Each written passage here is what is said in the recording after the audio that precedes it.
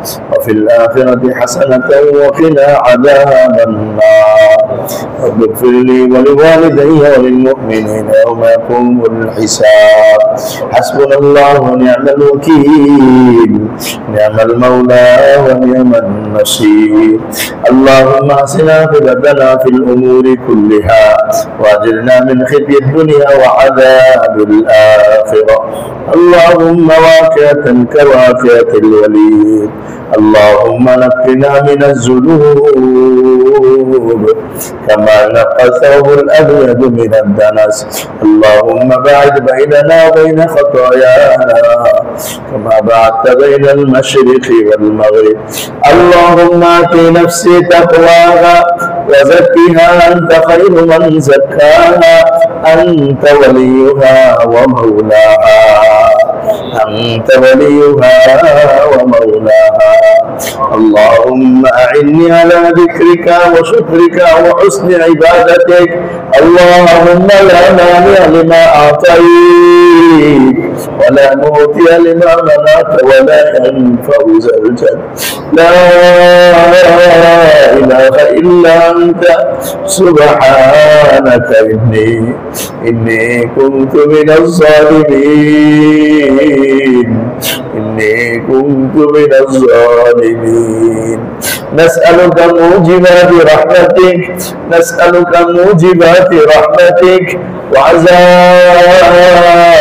مغفرتك والغنيمة من كل بر والسلامة من كل إثم لا تدع لنا ذنبا إلا غفرته ولا هما إلا فرجته ولا دينا إلا قضيته ولا مريضا إلا شفيته ولا حاجة من حوائج الدنيا هي لك رضا إلا قضيتها يا أرحم الراحمين يا أرحم الراحمين يا أرحم الراحمين يا أرحم الراحمين يا أرحم الراحمين يا أرحم الراحمين আমরা দুর্বল গুনাহগার বান্দা আপনার কালাম থেকে কিছু আলোচনা করে জান্নাতের অপরন্ত নিয়ামতের কথাগুলো বলে আর শুনে আল্লাহ আপনার মুবারক দরবারে আপনার নামের জিকির করতে করতে আপনার মুবারক দরবারে হাত উঠাইছি আল্লাহ মেহেরবানি করে আমাদের জিন্দেগীর গুনাহগুলো মাফ করে দেন আল্লাহ মেহেরবানি করে আমাদের জিন্দেগীর গুনাহগুলো মাফ করে দেন ছোট বড় কবিরা সগীরা শিরকি বেদাতি জানা অজানা ইচ্ছা অনিচ্ছা প্রকাশ্যে গোপনে যত গুনাহ আছে সমস্ত গুনাহগুলো মাফ করে দেন আল্লাহ আপনার হুকুম মাননে वाला जिंदगी नसीब করেন আল্লাহ আপনি আইবের তরিকার উপর চলনে वाला जिंदगी আমাদেরকে দান করেন আল্লাহ আপনার হুকুম মাননে वाला जिंदगी দান করেন আল্লাহ নাফরমানির जिंदगी ছেড়ে দেওয়ার তৌফিক দেন আল্লাহ গুনাহের जिंदगी থেকে তওবা করার তৌফিক দেন আল্লাহ আপনার প্রিয় পাত্র হওয়ার তৌফিক দান করেন আপনি মকবুল বান্দা হিসেবে কবুল করেন আপনার প্রিয় বান্দা হিসেবে আমাদেরকে কবুল করেন আপনার প্রিয় বান্দা হিসেবে আমাদেরকে কবুল করেন আপনার প্রিয় বান্দা হিসেবে আমাদেরকে কবুল করেন আল্লাহ আমাদের আব্বা আম্মাকে মাফ করে দেন আমাদের ভাই বোন আত্মীয়দেরকে মাফ করে দেন পাড়া প্রতিবেশী বন্ধু বান্ধবদেরকে মাফ করে দেন ছেলে মেয়েদেরকে মাফ করে দেন স্ত্রী সন্তানদেরকে মাফ করে দেন এই কারীম এই জলাল ইকরাম এই কারীম এই জলাল ইকরাম দুনিয়ার এই ছোট্ট জীবনটাকে বুঝার তৌফিক দান করেন ছোট্ট জীবনটা হাকিকত বোঝার তৌফিক দান করেন ছোট্ট জীবনের জন্য আমরা আমাদের সব বিসর্জন দিচ্ছি আখিরাতের কথা বলে যাচ্ছি আল্লাহ আখিরাতের কথা আমাদেরকে স্মরণ করার তৌফিক দেন আল্লাহ আখিরাতের কথা আমাদের স্মরণ করার তৌফিক দেন আল্লাহ तमाम জগতের মুসলমানদেরকে মাফ করে দেন আল্লাহ মুসলমানদের উপর আপনি দয়া করেন মুসলমানদের উপর আপনি মাফ করেন মুসলমানদেরকে দুনিয়াতে ইজ্জত নসিব করেন মুসলমানদেরকে কোরআনের রাজত্ব কায়েম করার তৌফিক দেন কোরআনের রাজত্ব কায়েম করার তৌফিক দেন কোরআনের জন্য সবাইকে এক এবং এক বানিয়ে দেন আল্লাহ আমাদের উপর কোনো শত্রুকে চাপায় দিয়েন না কোনো দুশমনকে চাপায় দিয়েন না যারা আমাদের ঘর বাড়িকে আগুন লাগায় আমাদের সন্তানদেরকে আল্লাহ হত্যা করবে, আমাদের পুরুষদেরকে ধ্বংস করবে। আল্লাহ এরকম জালিমদের থেকে আমরা আপনার কাছে আশ্রয় চাই। আল্লাহ আমাদেরকে দ্বীনের কাজ করার তৌফিক দেন। আল্লাহ আমাদেরকে দ্বীনের খেদমত করার তৌফিক দেন। আল্লাহ দ্বীনকে মদদ করার জন্য আমাদেরকে মদদ করার তৌফিক দেন। আমাদেরকে আপনি সুযোগ দান করেন, আমাদেরকে আপনি সুযোগ দান করেন, আমাদেরকে আপনি সুযোগ দান করেন।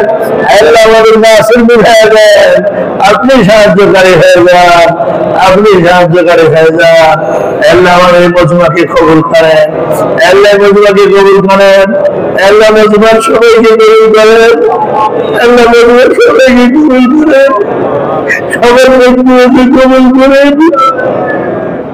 যারা যারা দোয়া পেয়েছে প্রত্যেকের দোয়াকে কবুল করেন, আল্লাহ প্রত্যেকের দোয়াকে কবুল করে দেন।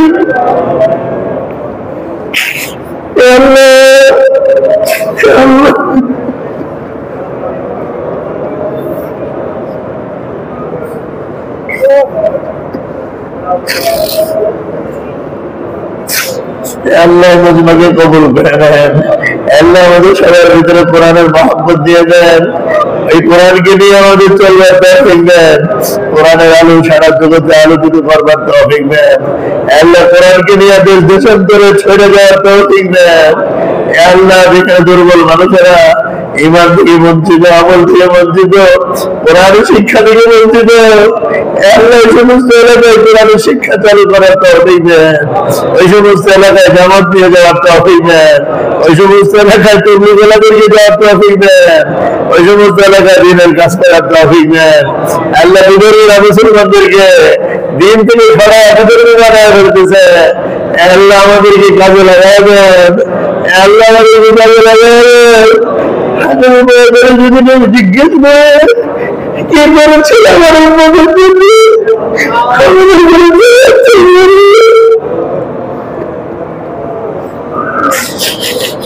উন্নতির জন্য রাজনীতি নেই, আমাদেরকে তৌফিক দান করেন। আল্লাহ উন্নতির ফিকির করার তৌফিক দান করেন। আল্লাহ দুর্বল এলাকাগুলোতে দ্বীনের কাজ করার তৌফিক দান করেন। আল্লাহ আসমানে জমিনে সমস্ত বালা মুসিবত থেকে হেফাজত করেন। আল্লাহ সমস্ত বালা মুসিবত থেকে হেফাজত করেন। আল্লাহ সমস্ত বালা মুসিবত থেকে হেফাজত করেন। আল্লাহ আমাদের এই মজমার দোয়াকে আপনি কবুল করেন। আল্লাহ আমাদের দোয়া মুনাজাতকে কবুল করেন। ربنا تقبل منا صلى الله على النبي الكريم برحمتك يا ارحم الراحمين.